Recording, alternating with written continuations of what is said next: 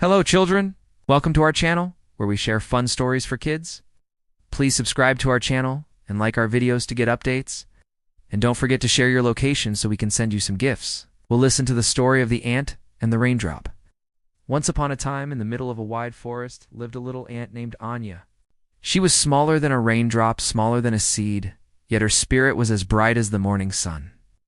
Anya belonged to a big ant hill where hundreds of ants lived together, always busy, always working.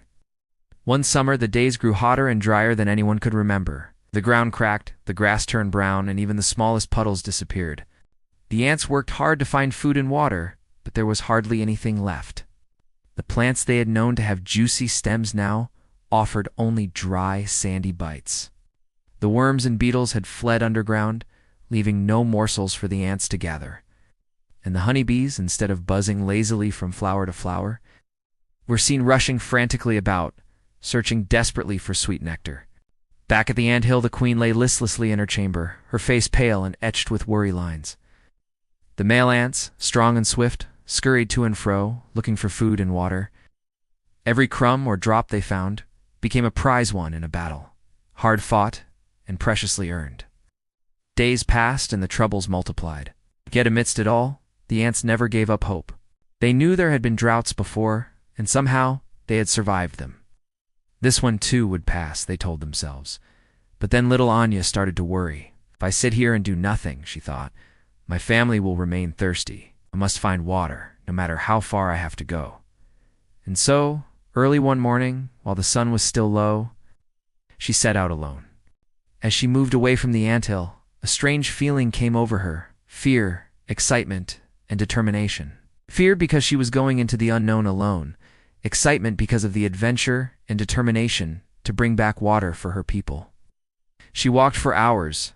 The earth beneath her feet felt rough and hot. Sometimes the wind blew dust into her eyes, but she kept walking. She looked under leaves, inside flowers, and between stones, hoping to find even a single drop of water. But everywhere it was the same: dry, dry, dry. At times, Anya wanted to give up. Why go on, she thought. There's no water anywhere, and may search forever without finding any. But then she remembered her mother's words. Anya, my child, when the road seems too long, take one step at a time. So she kept walking, taking one step at a time.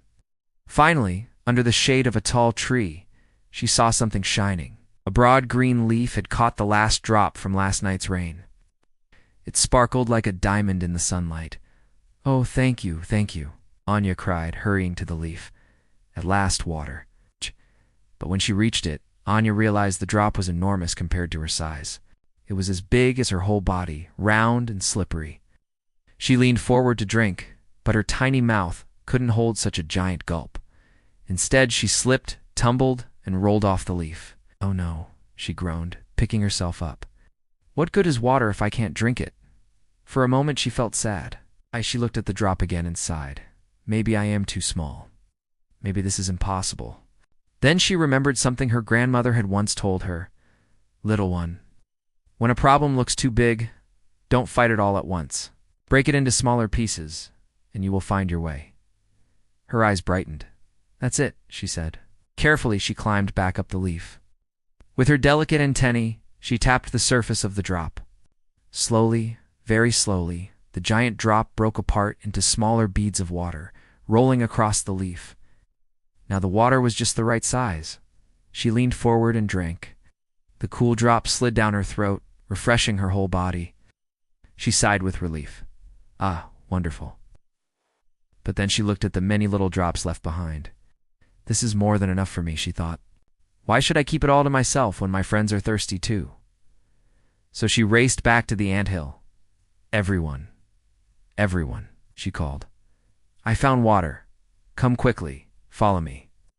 The ants, tired and weak from thirst, perked up at her words. They formed a long line and followed her tiny footprints through the forest. Soon they reached the leaf, where the drops sparkled like jewels. Each ant drank a little, just enough to refresh themselves. The drops were plenty for all. They cheered for Anya. "Clever Anya," said one. "Brave Anya," said another. "Kind Anya," said them all.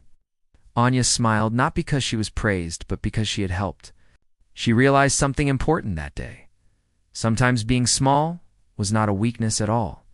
In fact, it helped her see solutions others might miss.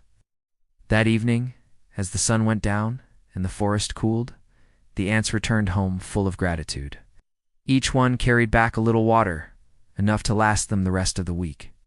Back in the anthill, the queen regained her color and strength. The male ants sang and danced, and little Anya snuggled close to her mother. She wasn't praised or rewarded for her bravery, but every time she looked around her, she saw happy faces, healthy bodies, and heard grateful words. That was reward enough for her. The ants lived happily ever after. Moral: no matter how difficult and impossible a situation may seem, never lose hope. Be patient, stay calm, and you will surely find a way to deal with the problem. Don't forget to be kind and helpful to others. Hey kids, what did you like about the story? Tell us in the comments section below. If you liked the story, don't forget to hit the like button and share it with your friends.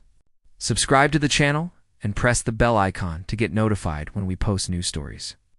Also, check out these amazing stories for kids. Have a great day and see you soon.